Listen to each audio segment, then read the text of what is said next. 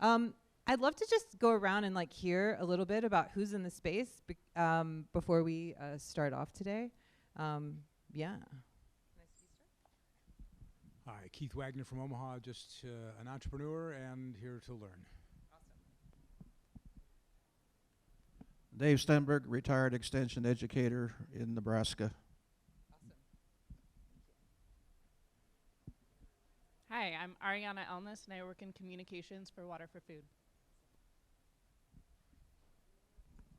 I'm Crystal Houston. I am the public relations manager for the Upper Big Blue Natural Resources District, which is about 50 miles west of here. I'm a SON PhD student, biological system engineering, UNL. I'm Kantilata Thapa. I'm a master's student from Biological System Engineering Department at UNL. I'm Sam Capps. I'm the coordinator for the Republican River Basin for the Nebraska Department of Natural Resources, which is, I cover like southwest Nebraska.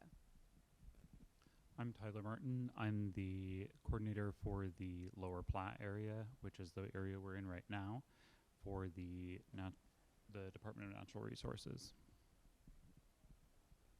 Hello, I'm Sangwon Shin, and I'm a PhD student in UNL from computer science. Hi, I'm Erin Hacker. I'm an assistant professor in Earth and Atmospheric Sciences here at UNL. I'm a groundwater modeler, and this person who will be next to me is Dale McDermott. He is an adjunct in agro-systems agronomy. He's very smart. He's great.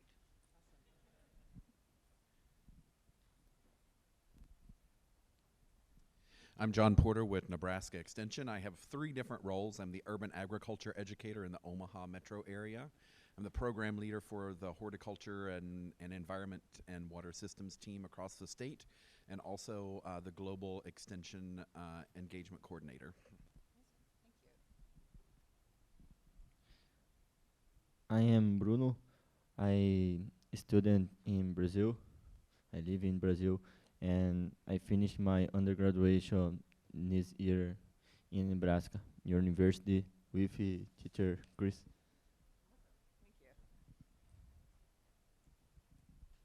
Good morning, Chris Proctor. I'm an extension educator housed in the agronomy department. I work in weed science and cropping systems. Ben Dayambaje, graduate student in natural resources. David Munyaneza, communication specialist for Water for Food. We're just doing introductions. My name is Amlan Balbantrai, and I'm from Biological Systems Engineering. Hi, I'm Chitao, also from Biological System Engineering. Hello, Rumiko Handa, Professor of Architecture here at UNL.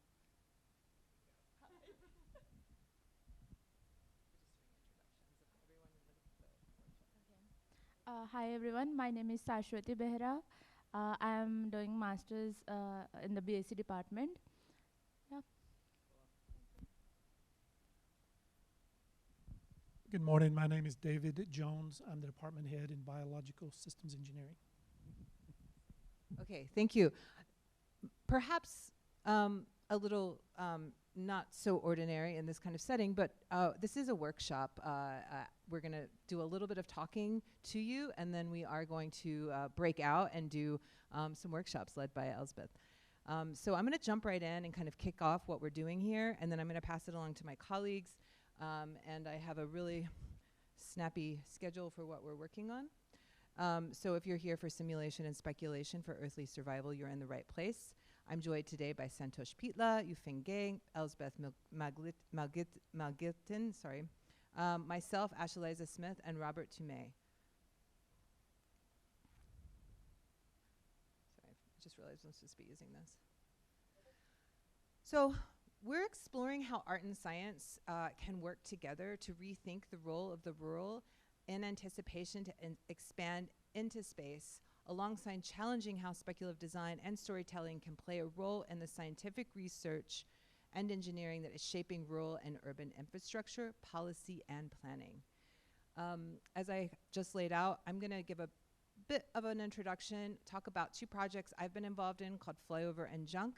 I'm then passing it along to hear a bit about a case study two called Space 2, Grand Challenge Planning Grant here at UNL. And then passing that along then to hear about scenario planning in teaching and training. We will do a workshop and debrief all together. So it really is my goal here that everyone in the room walks away with some tips, tools, and tricks that they can take back with them to wherever they came from today. And, you know, explain a little bit more about how exactly, at the beginning here, how the arts, I think, can really help shape science. Can fiction shape science? And I'm starting off with this as a kind of, I don't know, a provocation. And for many of you, this might seem a little bit, you know, bristle, like at the notion of fiction and science coming together. But really, it's coming from a place of thinking about how does story shape science? And in that, really thinking about how those of us who are artists and storytellers and designers can actually work with scientists and engineers in terms of creating things and creating futures that we can only dream possible now, and then work together to make that kind of technology a reality. And so I'm going to talk about three methodologies that we use and talk about those today. So I run a lab here that focuses on story, world building, and speculative design. World building being a kind of co-creation. How can you co-create with others? This is a still from a live action role play that I have ran with other people in a museum. And live action role play is just one of the many techniques that kind of gets at what we call speculative design or design fiction. It's a way to get at something that does not yet exist. It's a way to game out, to play out, to test. We use this in design research as a way to embody fiction. It's a prototyping technique that can open up new ways of knowing and understanding design through the experiential, through being in space, through being on site.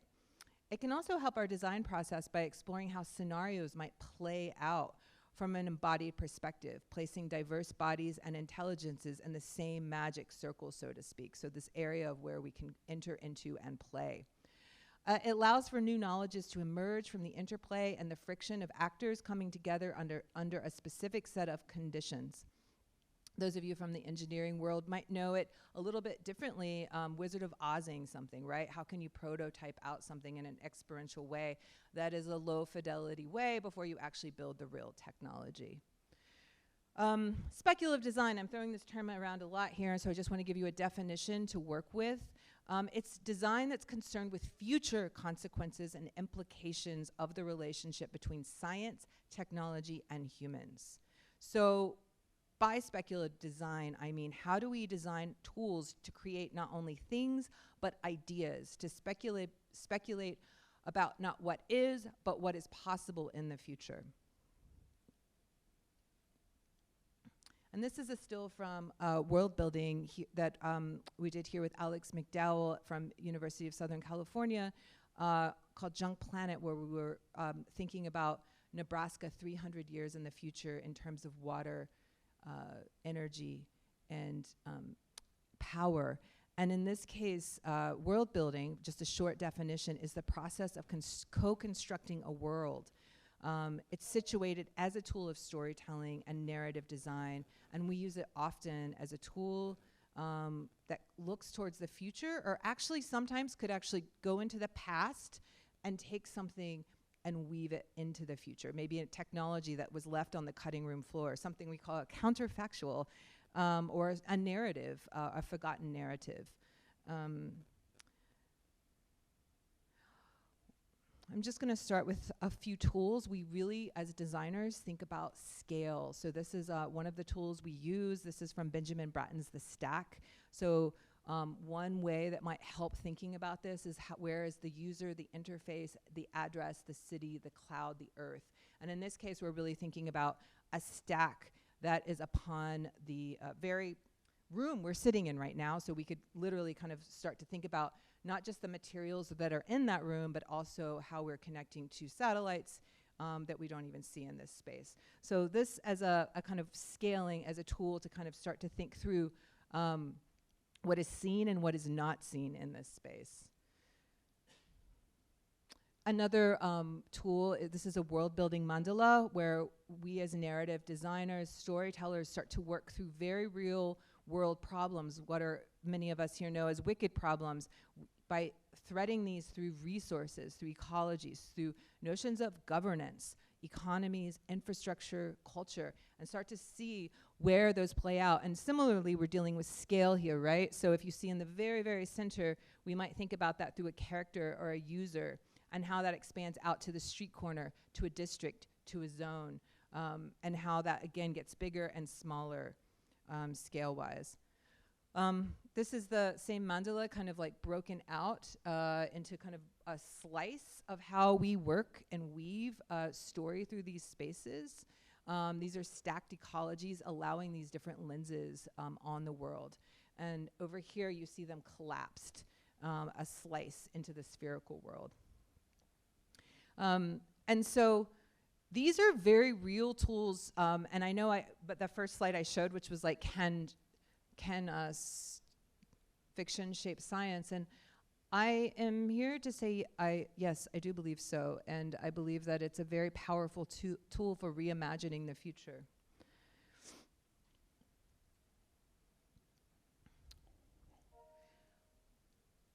I'm going to skip forward in my slides because I took a little bit more time introducing everyone in here. But I want to just say that future design often fails to include the rural populations that live and work there. The rural can be characterized as a place with low density of human populations, but populations of other species and materials are often robust. Systems like solar, wind, and food are often situated in rural areas, as are the material hubs of the ever-increasing cloud and data and solar farms, infrastructures that fuel and feed the urban. In flyover countries, so to speak, and I mean that in a very interrogative way, new infrastructures and technologies yield strange designs, and human-non-human relationships, long known for farming fields, are now research sites for these energy systems, animal cultivation, plant health, and environmental resiliency. I started a program my first year when I arrived to University of Nebraska at Lincoln called Flyover, and it became a platform for rethinking these systems. And it strove to bring together artists and scientists here on the campus. And the results of those kind of interviews and working sessions were stories, creative tools, and conjectures to anticipate other realities beyond the day-to-day work of scientific realism. And so I'm going to just talk about a few of those examples that came about from that.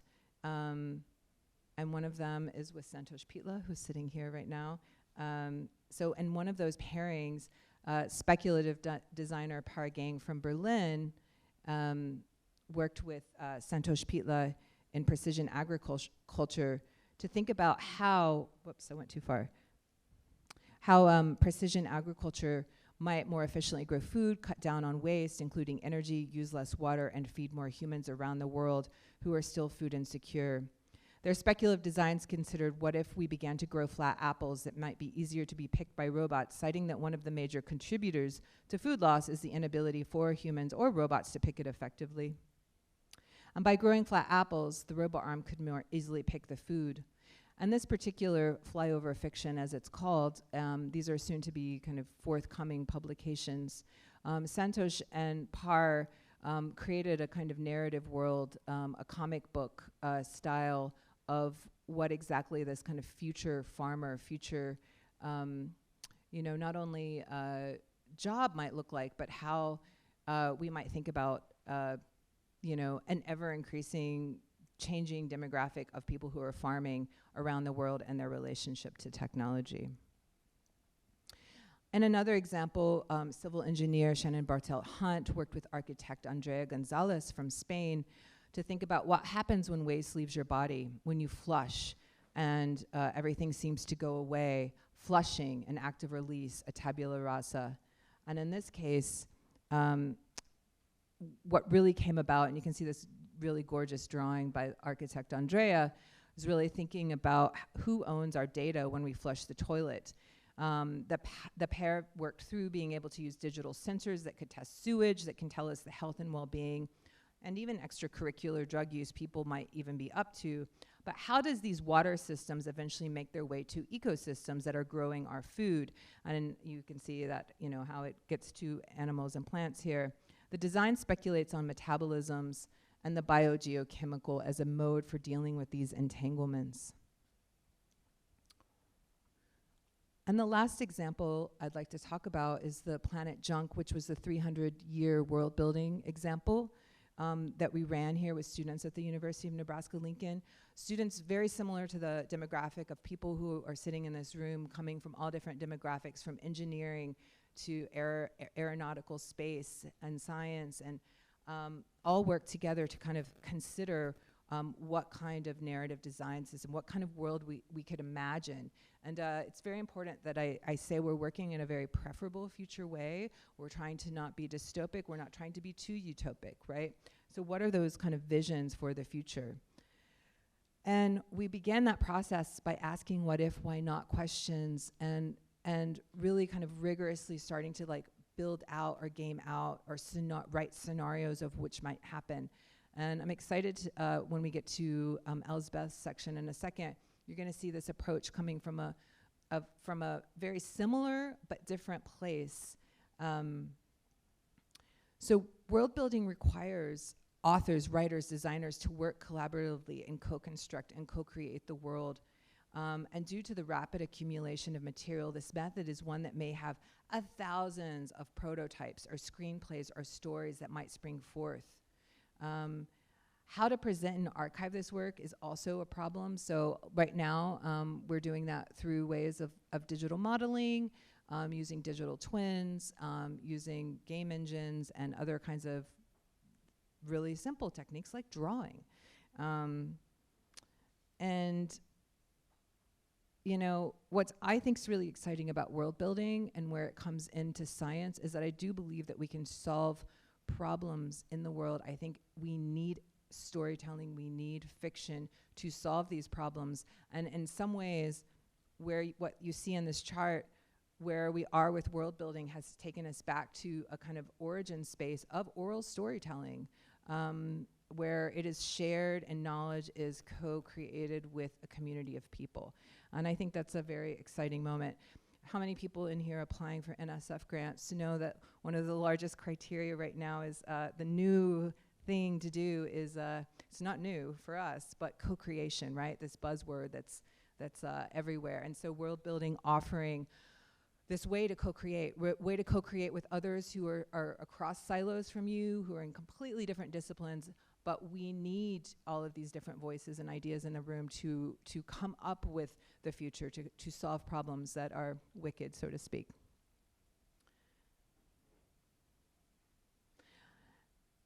And I think this is a good moment to pass it along to my colleagues who are going to talk a little bit about how this work, storytelling and speculation, has entered into a Grand Challenge planning grant for Space 2. So I'd like to introduce Yufeng Ge and Santosh Pitla.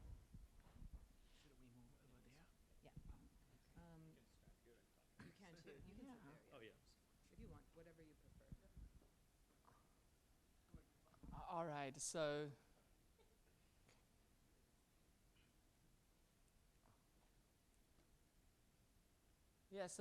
good morning, everybody. Again, so my name is Yufeng Ge, and I'm currently associate professor with the Biological Systems Engineering Department here at UNL.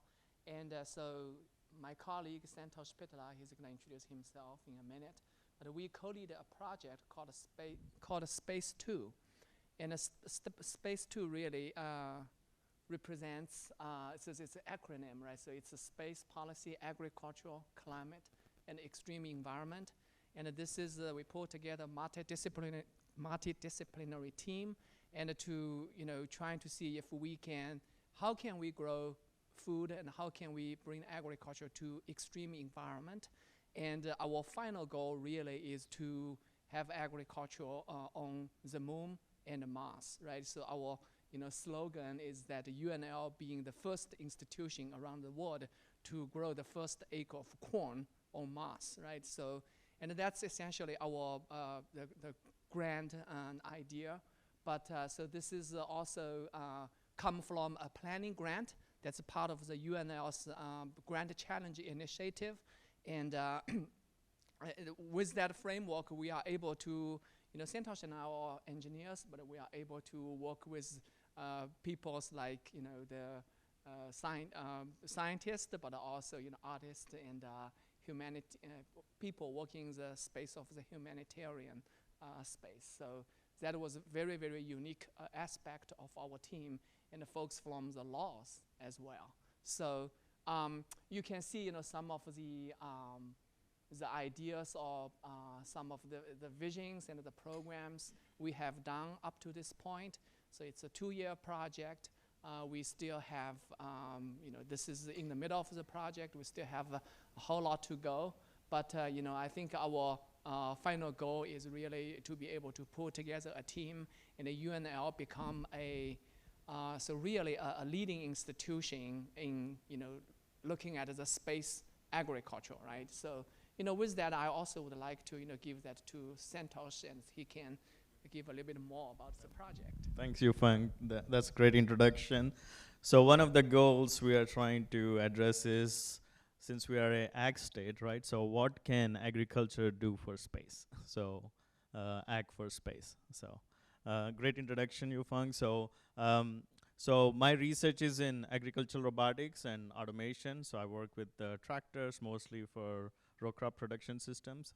So we are looking at driverless 60-horse machines and swarm robotics, both in the field, but also looking and interested in doing robotics in controlled environment agriculture. So, and then with this specific grant, our big motivation was there's a lot of advancements in space. So we are able to see, rockets getting launched very often. So in the very near future, we're going to get to space.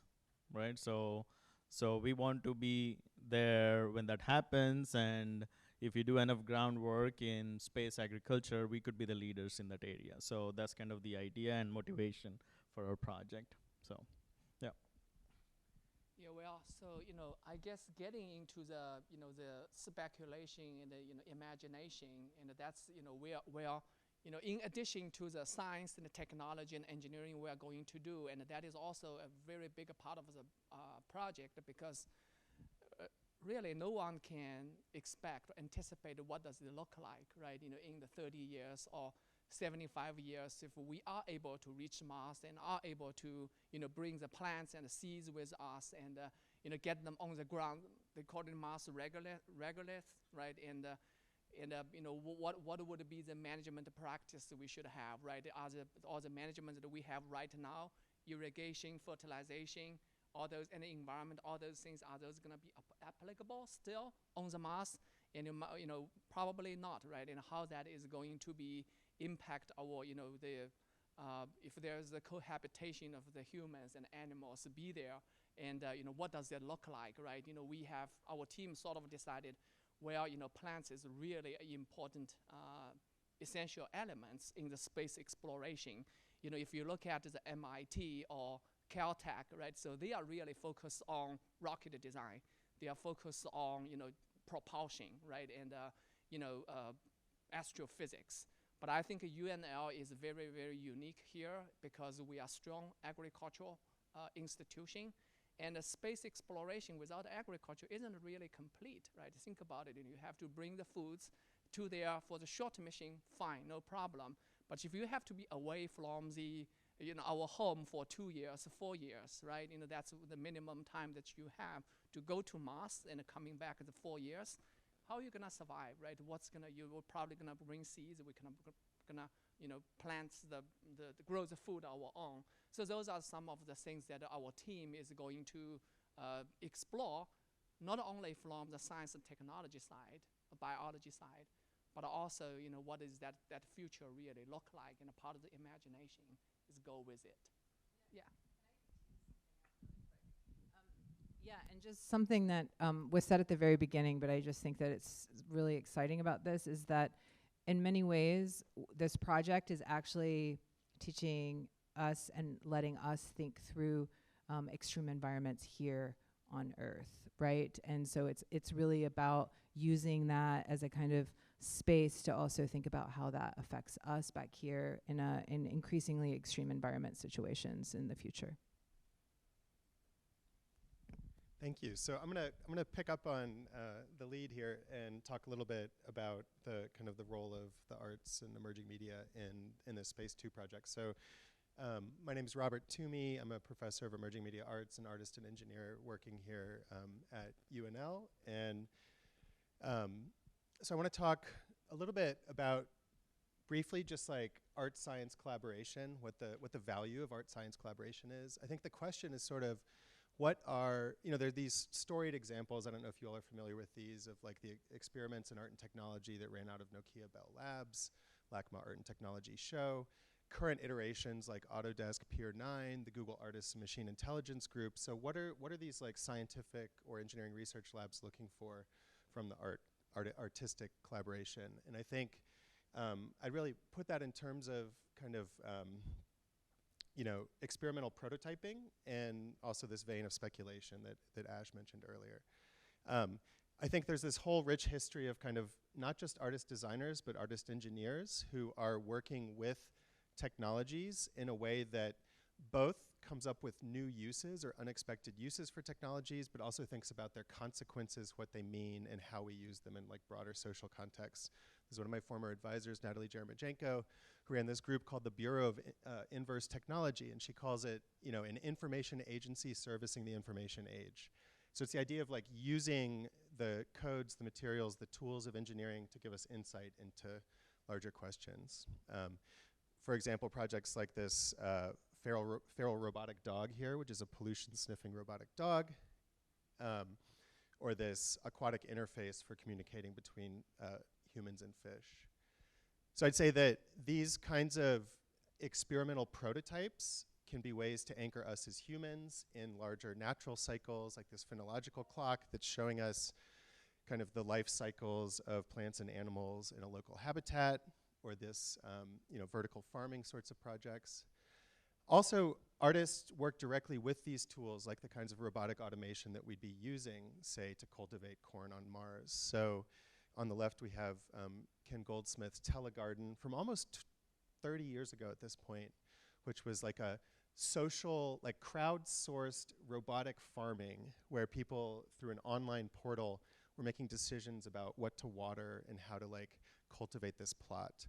Or on the right, we have Sabrina Raff's Grower 2, which is, looks like a standard robot. The point here is that it's rendering CO2 levels in the atmosphere through the drawing it's doing on the wall.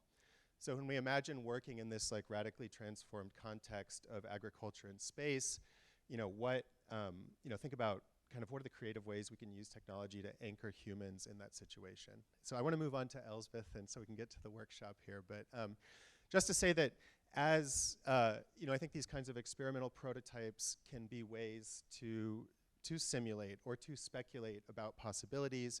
They also can work closely with actual functional systems that are being designed by the engineers and scientists on the team.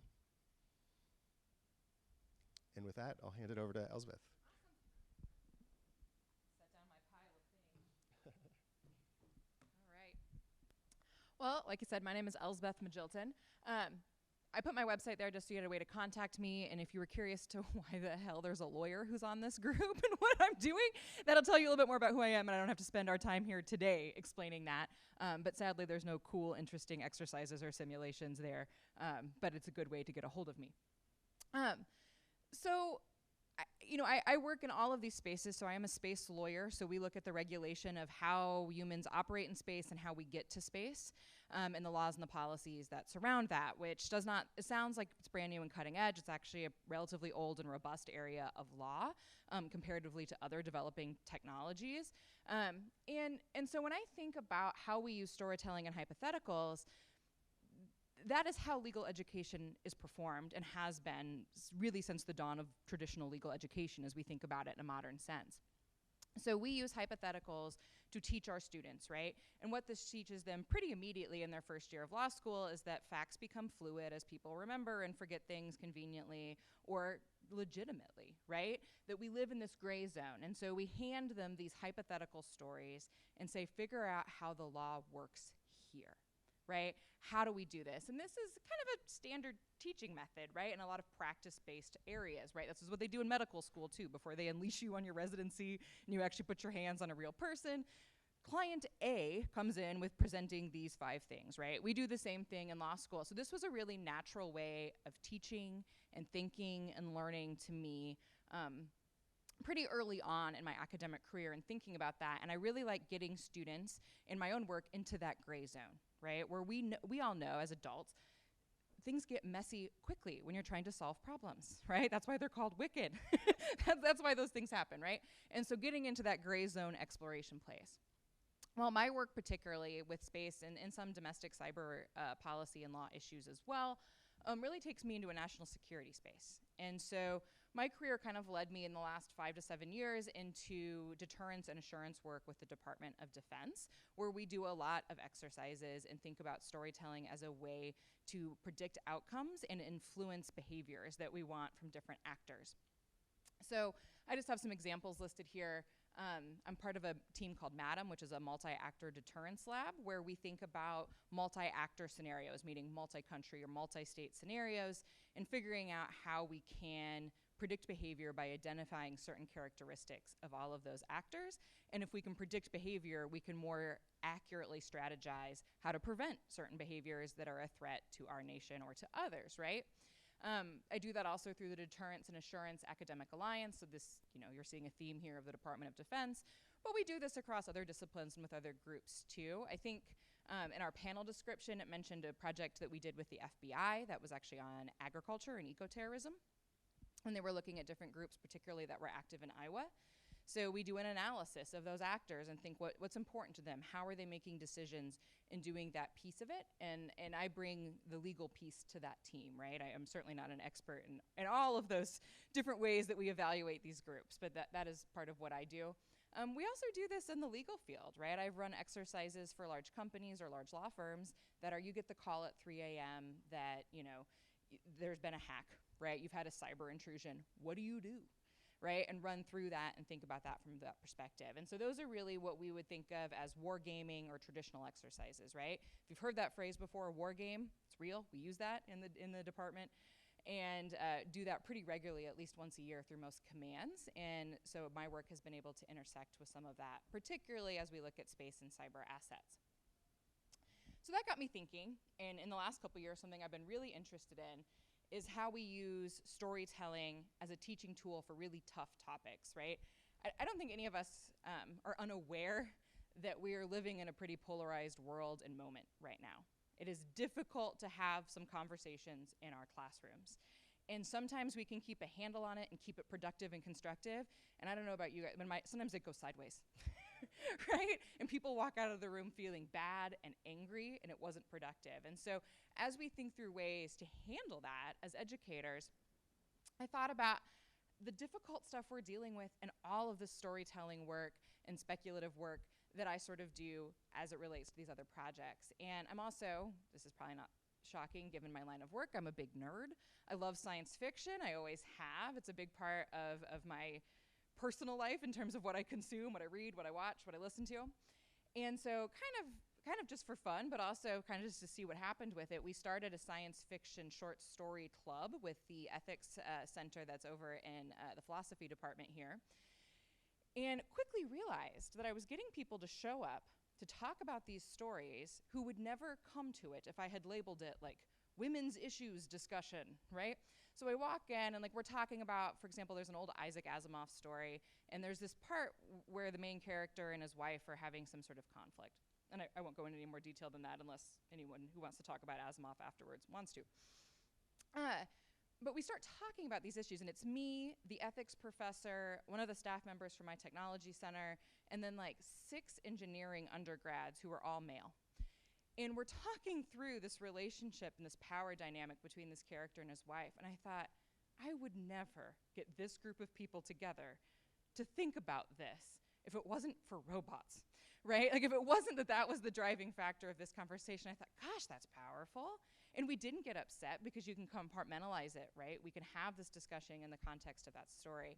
And so I've been thinking about how to use some of the work that I do that's wargaming, that's for the military, that is this really strategic focus to have some of these classroom conversations and use storytelling in that way. So that's what we're gonna start to get to today. Here it is, start to get to today. So I have an exercise for you, right? So you get to do an abridged version of what some of these look like when I run them for a law firm, for a department within the DoD, or in a classroom, right? And so we're gonna do that together today. But I wanna say a few things before I hand it out to you. First, I already said it's abridged. Normally when we do an exercise, this is either a day long or at least several hours or even sometimes several weeks, depending on the complexity and what we're trying to deal with. So understand that what you're getting today is not what I would push out in the classroom or what I would do for a client, but it gives you an idea and a glimpse of what this could look like or may look like. The next thing to know is that there isn't a right answer. You're not gonna walk away today knowing what's gonna happen on planet Circe. I'm sorry, those of us who love I'm a lawyer, I love answers. That's like my whole deal, right? But we're not gonna get one, right? What we can come away with is what we think is interesting, what we think what might happen next, and how it might influence decision making. And then also, hopefully, maybe how a tool like this or a process like this might be useful in what you do when you're trying to solve problems or things that you could do with any teams that you lead. The other thing you're gonna notice is that Circe is not a real planet. There are actually some celestial objects named Circe, but this is a fictional planet and a fictional story, and that's on purpose. So there are times where I use real actors, right? Like all the DoD stuff, when we're talking about Russia, we call it Russia, because those are the facts we're working with. Those are who we're trying to determine these factors for, right? So there are times for real world context where that is really fundamental to the outcome and to the goals of the exercise. In the law world, though, I will tell you, we almost always deal in fiction because I don't want the intellectual or emotional attachment they might have to a real world actor. I want them to think about the law, right? And so we're using a fictional work here so that it's just more fun, because we only have about 40 minutes to do this together, and make it a little bit silly, hopefully enjoy the process a little bit, and not assign any emotional baggage to any one of these actors. Of course, you're gonna read metaphor into it or similarities into it, but it's really not based on anything. But know that when you run these in real life, you can do them with real world actors, right? So if you're thinking about using some sort of simulation in any teams that you work with, that's always on the table. You can get into character. I know some of the work that you all do, people absolutely take on the role of the character. And I've done that in certain simulations, and it's fun and it's interesting and it really takes another way. I will tell you that majority of the simulations that I run, we talk in third person. You're like, I am thinking like I am a representative of Iceland, and this is what I think Iceland's position would be, right? So feel free to kind of do that, whatever feels right in your group, or to try it on and think about it that way, but there's no expectations here. Don't feel like you need to start acting or do that piece. We want you to be comfortable and have fun and engage. And if you are still sitting here going, what? What are we talking about? Why are we doing this? Why is this helpful? I hope that we're gonna get to that at the end, right? And that we will start to understand how this can be useful. Even if you don't walk out with a, why did we do that? I hope you still just enjoy the process. So I'm gonna go ahead and hand out these, and I might ask my team for help here. We have 40 of them, so we should have more than enough, I think. If you wanna just start handing those out. I will also read it, if you wanna. I only broke it into 3, sorry. I will, actually I need to, I have one. Read it once we start getting them handed out, because I know from some of my other experience, we might have some auditory friends in here who will do it better if you hear me say the names and you hear me read it out loud. I'm gonna go ahead and start even before you all have it, just so that we keep moving, but feel free to read it and go along with me. All right, our challenge arises 300 years in the future, after major portions of Earth became inhospitable to carbon-based life. In 2077, a US-owned interstellar satellite discovered a planet that may be hospitable to human life, Circe. Circe was not perfect, and a lot of terraforming and experimentation was necessary to make it habitable. One particular challenge was making Circe's home water drinkable to humans. When Circe's water was used to grow consumable plant life, the food was toxic to humans. While the technology existed to process the water and make it safe, it was an extremely slow and expensive process. To the great relief of the researchers, and to the governments of Earth funding them, was the discovery of a native mineral, ostra. When filtered using ostra, Circe's water was healthy to humans and could be used for drinking and agricultural purposes. Ostra appeared both in ground mineral deposits, but could also be found in trace amounts in the air and in the atmosphere of Circe. However, it was at the time unknown how to extract it from the air or the atmosphere, so ground deposits remained the sole source. It was at this point, in 22-23, that 4 countries sent groups of approximately 20,000 people each to establish a distinct settlement on Circe. The countries drafted a loose alliance of peaceful cohabitation and settled into distinct areas of the planet, separated by either significant land masses or oceans. Using the ships that brought them there, left in orbit, the settlements have the ability to communicate with one another, although there is no organized or regular communication. Ships and other methods of global transportation exist, but they are limited and expensive, so very few people have the ability to travel or connect with the other settlements. The settlements were, theoretically, meant to set up a government and society reflecting their home country. However, millions of miles away, with communication to Earth taking years, the groups have largely abandoned their jurisdictions and adopted their own systems. They are Alpha, Agria, Zepia, and Nustria. You're not going to be quizzed on that later, I promise. And yes, I had fun making those up. In 23-23, the settlement Alpha largely mirrors the present-day U.S. in miniature scope, capitalistic and experiencing a technology boom even within its limited population size. In Alpha, there's a businessman named Winston Mack. He made his fortune by exploiting the mini resources of Circe for building materials and uses his wealth to buy out other technologies from other settlements and expands his local empire. The citizens of Alpha lacked reasonable communication with the other settlements and weren't really aware of Mack's dealings with them. Mack's company, United Alpha Inc., developed a technology that could extract resources from the atmosphere, including ostra. Mack funded research for this technology in exchange for exclusive rights. The technology initially lowered the cost of living in Alpha and helped marginalized populations by increasing access to safe water. Because ostra was suddenly so easily available, Alpha also began to go through it rapidly. There were those on the planet who still had parents from Earth, and they remembered the joy of swimming pools and public fountains and green lawns, all things possible with the ability to filter water so quickly and so inexpensively. The scientists at Alpha Inc., however, realized that they had vastly overestimated the amount of ostra in the atmosphere, misunderstanding how it was distributed. As they researched, they learned that within the time frame of about 2 years, they'd already used 80% of the ostra in the atmosphere of the entire planet. There isn't an obvious way to recreate ostra or encourage Circe to make more, as it were. This means the planet of Circe is left with only the ground mineral deposits of ostra, which are absolutely a finite resource, and that one settlement used nearly all of the atmospheric ostra in just 2 years. Winston Mack, embarrassed and worried about the small fortune he'd amassed in this new world, directs the company to keep this secret and makes no immediate changes to their advertising or dealings with the companies and citizens of Alpha.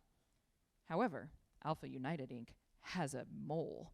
An unknown employee distributes an article on the true nature of the ostra supply, begging citizens to slow down their use and to not use ostra for the purposes beyond food or drink.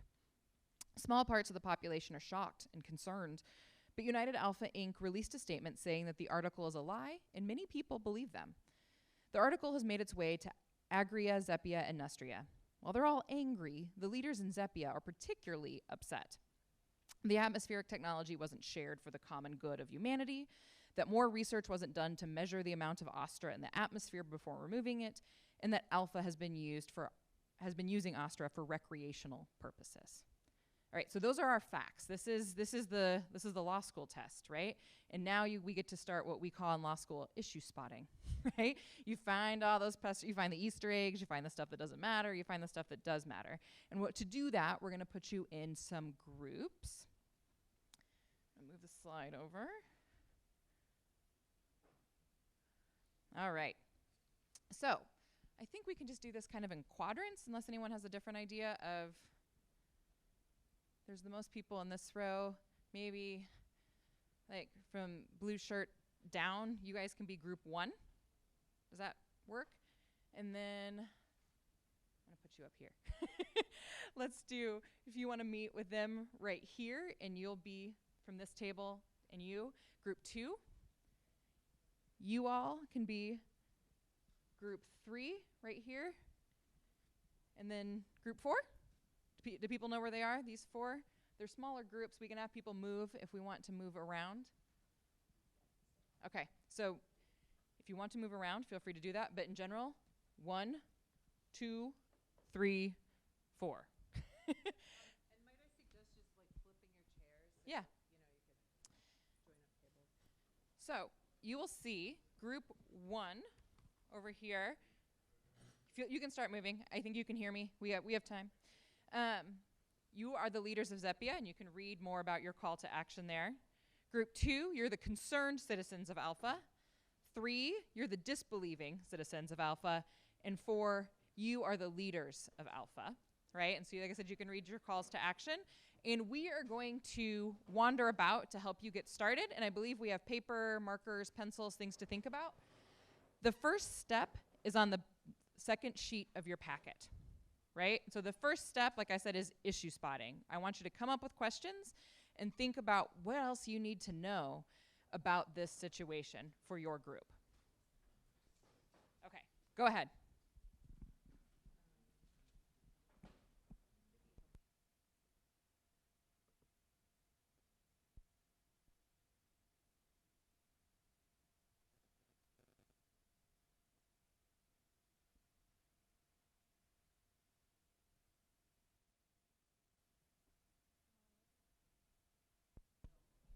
All right, if I can bring your attention back up here. Like I said, abridged. Normally I would give you almost an hour to do sort of this issue spotting piece, which does usually involve a lot of students staring at each other, blinking, going, what are we supposed to be doing? Right? Until they get bored enough that they finally really, really engage and think about it. But I'm not gonna make you do that today because we're about there. But I'm curious if we could hear from each group, maybe if you have one big kind of overarching theme for the kinds of questions you're asking, or at least one or so of your questions. Anybody from group 1 willing to share?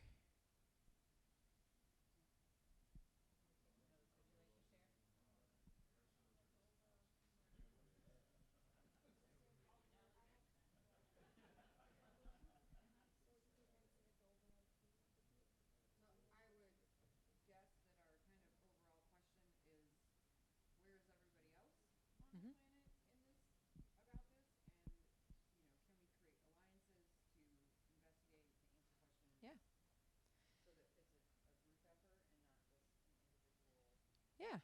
So the theme here is sort of, and I'm going to paraphrase it, tell me if I get it wrong, but the idea that we need to figure out where everyone else stands and if there's room for alliances and like what your global positioning is, right? What the geopolitical situation is across broader than just your relationship to Alpha.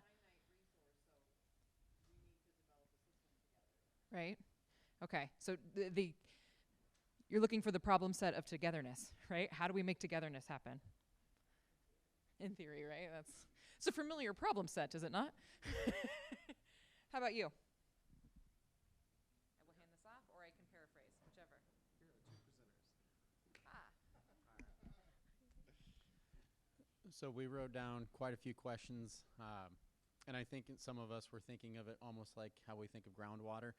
And so part of it is what information or initial estimates that kind of started, and then how that information had passed through to the point where it became knowledge that it was being overused. Any other big questions? The scope and scale of the issue. Like we wanted to make sure that we understood. Yeah, understanding the scope and scale of the issue. So maybe partly is if the 20%, what can we do with the 20%?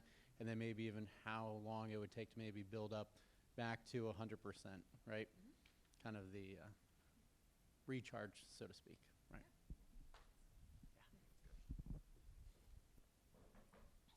All right, our Alpha Inc. supporters. We really disbelieve.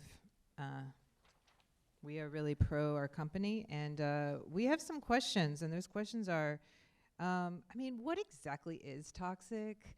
Are we talking arsenic, or are we talking can we genetically modify, future generations to be able to filter. But then luckily we have a geologist here who's also asking hard questions around, I mean, what about synthesizing? If it's a mineral, it has to have a chemical formula. If it's airborne, this means it's small. So we have some questions around these things. Also, are we in closed controlled spaces? Because if so, you know, there's a lot of questions around evaporative loss. How do we grow our food? Because if it's open or closed, this also makes a difference. Also, we've talked about the wastewater, like what's happening with that exactly? So these are just a few of our questions and ideas circulating right now. Surely the company can save us, right? Surely, because they've saved us before, so we have faith in all of these things are things we're sure that they're looking into. Never doubt our overlords, right? How about you?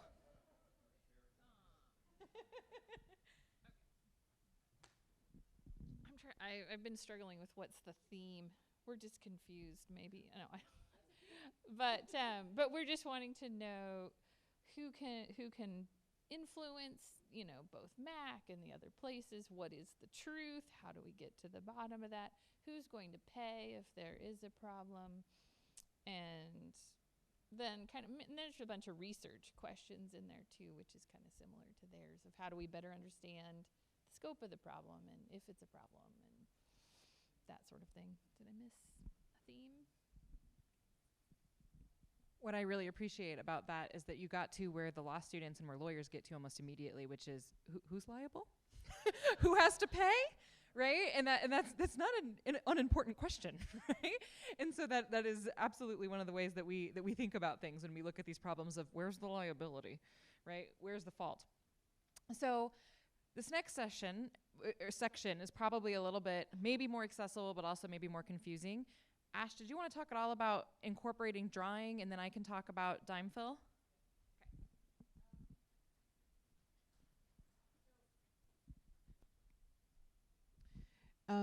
I know for many of you, it's probably been a while since you've drawn, but I want to encourage in this next section for you to simply, it doesn't have to be everyone at the table, but even one person at the table to actually try to draw your ideas. And when I say draw, I mean hearkening back to, you know, the notion of the cocktail napkin drawing, right? Where a drawing actually can make something real. It can take something conceptual and an idea that's just being talked about at the table, but actually, even if it's just stick drawing the best you can, just the notion of putting that into some kind of stick form can help make that idea a reality. So I really encourage each group to try to draw it as rudimentary as it is. And the other approach that we want to kind of highlight, because like I said, my goal here really is not to solve poor CRC's problems, but to introduce you to how we use this as a teaching tool and as a problem-solving tool. And so one of the ways that we do this in the political science sphere, which is one of the departments that I collaborate with the most and where most of my work intersects, is a little acronym that we call dime fill. If you Google that, you'll find some other acronyms that they use across the Department of Defense and other national security studies. And I have a QR code here for an article that will really go down. You don't have time to probably read that whole article right now, but now you have an article on your phone about dime fill that you can take a look at another time. But it's a way that we organize the analysis of actors, right? And so this stands for diplomatic goals, information availability. So remember, you're thinking about information availability both for the populace, but then also potentially information availability to the government or the decision makers. Military goals, the economic realities or economic motivations. And then we add the fill, which is financial, intel, right? They're intelligence agencies or what information that they have that might be covert or overt, and the law, right? And so we look at all of those factors when we're thinking about how actors make decisions. And so we have charts that we fill out that we start thinking through, okay, what are the diplomatic realities? What are their, goals, those sorts of things? That's also where a lot of the law piece comes in, because we might say, well, they say this, but when they're actually responsive to the treaty, they do this, right? And so then we can begin to predict behavior by looking at those statements and those information. So this is going to be hard to do for your actors, right? Because you just identified all these questions. You don't actually know that much about them, and they're pretty new. but it is an approach to start thinking through predicting behavior, right? And so adding all of these things together, this is really one of the DoD in the article that I have there on the QR code, of course, is from the National Defense University Journal, right? So you can see that this is really a national security focused way, but I also will do versions of this with private sector actors, right? I do this with law firms, and not all of it is spot on, right? We don't normally have an intelligence agency that we're necessarily working at, you know, with the law firm. But it gives us an idea of what information they're working with. So that is the way that you can approach these next problems. So in this next section, I want the group to start thinking about how do they feel? How does your group feel? So get past these kind of questions, take off your scientist hat. What are they thinking? What are they worried about? And what you're trying to ultimately get to are how are they making decisions, right? How is this group ultimately going to make decisions? And what could influence those decisions? And when we report back, what we're going to hopefully get from each group, and I'm going to give you a little bit longer for this part, is what are you going to do next? What's the next step? What do you think this group of people, your group of people, you would do next? The next thing, all right? So I'm going to go ahead and set a timer. I love the idea of drawing it. Please include that in there. Think about what this looks like, right? We talk about that all the time in leadership. If you can describe the future, you can actually get people to buy into the future. And drawing it is one way to help us learn how to describe it. So think about what you're going to do next. And all of this is written on the sheet, so you should have all of that handy to reference. All right, go forth.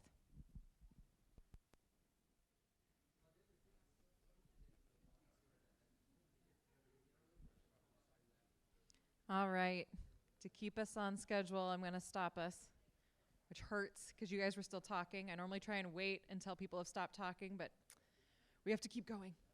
All right, so we're going to report out. And these do not have to be flushed out. These do not have to be, like I said at the beginning, you're not going to walk away knowing what happens on CRC, so no pressure here, right? But I want to report out. What's your best guess on what you're going to do next? Someone's got to do it. You can do it.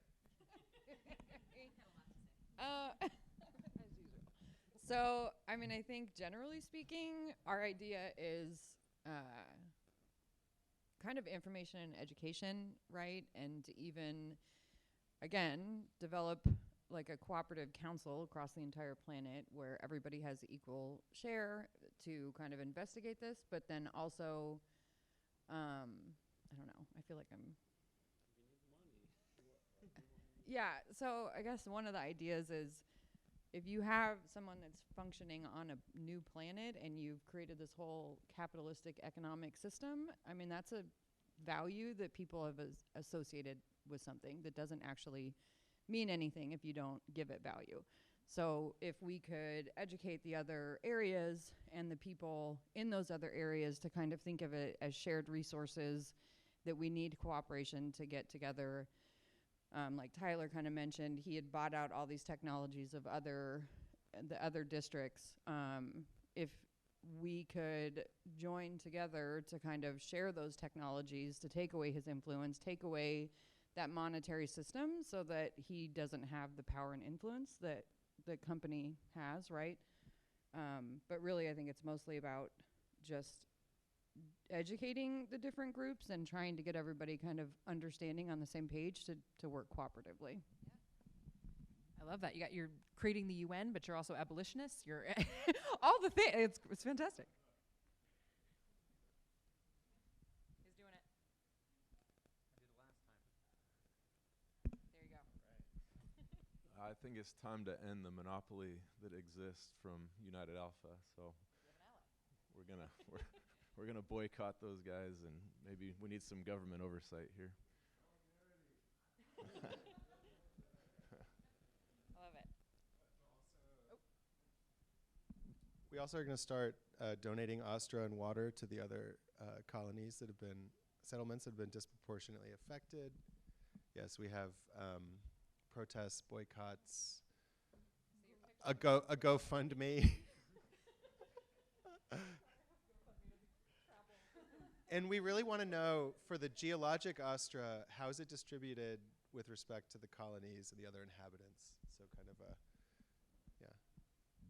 Awesome. Thank you. How about this group?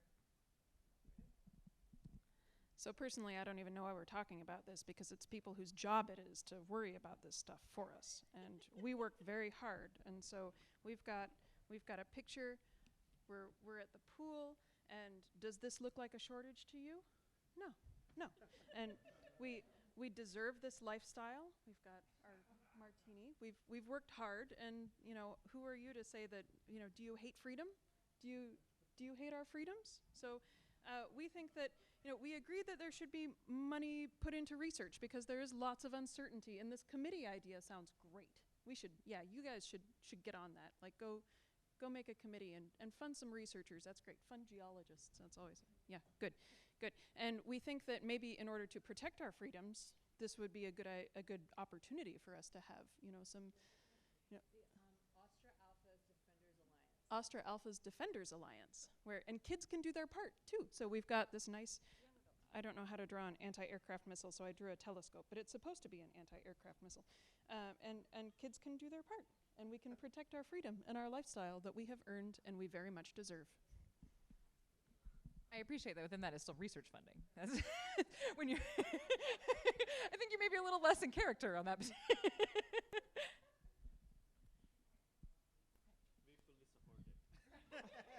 The city council had a lot of murmurs over here. We're like, oh crap.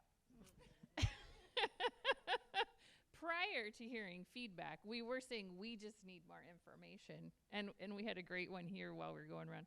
We need the OSTRA for Food Institute established. But at any rate, so more information on OSTRA and how much is left, and really getting clarity on it so we can make an informed decision, a research-based decision. And then also starting to research alternatives for some of these amenities. Does it have to be OSTRA filtered water? Some of those questions. One I thought of but I hadn't shared with the group, was also communications research, so that we can better, we want open diplomatic ties particularly with ZEPIA, but all of the other groups. But I think we need better communication research, because it sounds like we don't have good communications. And then the last big category was we're just starting to get talking about, well, what should the law in this situation be? Because it doesn't seem like there's a lot of law yet. So we were tossing around, how do we prevent overuse? Do we print money? Do we have taxes? And I'm guessing there would be some strong public opinions on those things. Right? So that starts the whole conversation. We're good with research funding, but no taxes. No. All right. Well, I hope, like I said, I wish that we could spend more time gaming this out, because I think I hope it was a fun problem for you. I had fun writing it. And it gives you an idea of what this looks like. One thing I wanted to quickly point out that I think is really cool, and that almost always happens and absolutely happened in this room, is that when you were talking about your questions, we heard people who were asking questions about market disruption and sort of the business side of things. We had people who were asking questions about, well, but if it's a ground deposit, can't we discover its chemical makeup? We had people talking about all of these different disciplines and study areas, right? And I will tell you that, like, two of the things that as a law professor I put in there was, does it matter where each one started in their jurisdictional piece, or does it matter that it was a US-owned satellite? Not a person in this room got to that, right? And that's, or maybe you did, I didn't hear it. But the point is that all the things that everybody mentioned were important, because we're all coming to it from our own unique perspectives that build the problem. And that's how they get thorny, that's how they get wicked, that's how they get hard, right? And that's why these exercises are really useful, and why large organized groups like the Department of Defense, but many other groups, use this style of teaching and learning, right? And so one of the things that we do after a military-based exercise is we call it a hot wash. And I'm not sure if you're familiar with that phrase. Maybe you've heard that before. But it's this idea of immediately after an exercise, you sit around and go, how did we fail? How did we succeed? What do we do next, right? And so I try and do a hot wash after almost everything that I do. And thinking about that. So we don't necessarily have time. We definitely don't have time to do that right now. But to give you an idea of what that looks like, I hope that you walked out today with some idea that an exercise structure, that playing with storytelling, that playing with fiction, got you talking to people you wouldn't normally talk to, of different disciplines than you. You started to build a team dynamic with the people that you were working with. You thought about positions from a perspective that I imagine might be different from the perspective that you take day to day in your workplace. And you thought about the problem more dynamically. And so you can use these things to do this, right? this was a fictional problem. We all know it was fictional, right? But we all, as we walked around and heard everybody talk, I think started to draw some analogies, right? And started to imagine who these people would be in our real world. And I think that's useful, right? It helps it be less painful, less to have those conversations and those and talk through that stuff, because people have emotional connections to the real world actors here that they don't have to people I made up in a hotel lobby last week at a conference when I wrote this, right? So it's a useful way to have some of those conversations and to build team dynamics as well as to try and solve problems. So thank you all for being here and for being a part of this, and I hope this was a useful exercise for you. And thank you to my co-panelists. We're at time, so I will take the liberty to wrap us up. Thank you.